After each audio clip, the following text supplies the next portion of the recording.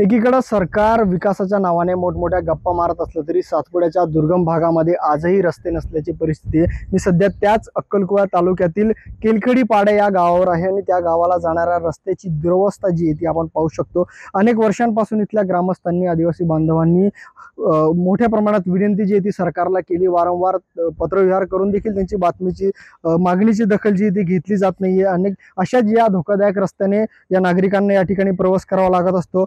गर्भवती महिला असेल किंवा इतर आजारी व्यक्ती असेल किंवा शाळकरी विद्यार्थी असेल यांना सर्वांना याच धोकादायक रस्त्यातून प्रवास करावा लागत असल्याची परिस्थिती आहे। आपल्यासोबत काही ग्रामस्थ आपण त्यांच्याशी जाणून घेऊयात। दादा, काय नाव आहे आपलं आणि किती वर्षांपासून किती नागरिक या ठिकाणी राहतात आणि काय परिस्थिती आहे सध्या? माझे नाव शिवदास वसावे। सध्या म्हणजे अनेक वर्षापासून ही समस्या आहे, रोडची समस्या।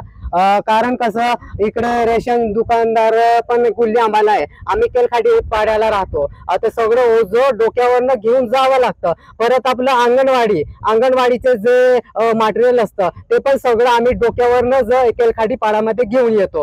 आणि कारण दळणवळणाचं साधन नसल्यामुळे आम्ही दळणवळणासाठी पण आम्ही गुल्ली आम्हाला येत असतो। कारण दर दिवशी आम्ही 2-3 किलोमीटर प्रवास करत असतो सध्या या रस्त्याने।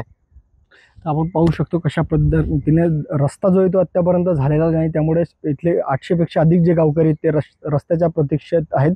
तर दुसरीकडे अंगणवाडी असेल किंवा दवाखान्याचं काम असेल किंवा शाळकरी विद्यार्थी असतील यांनी अशाच धोकादायक पद्धतीने या ठिकाणाहून प्रवास करावा लागत ती परिस्थिती आहे। तर शासनाने त्वरित या गोष्टीची दखल घेऊन रस्ता द्यावा अशी मागणी जी आहे ती गावकऱ्यांच्या वतीने आता करण्यात येत आहे।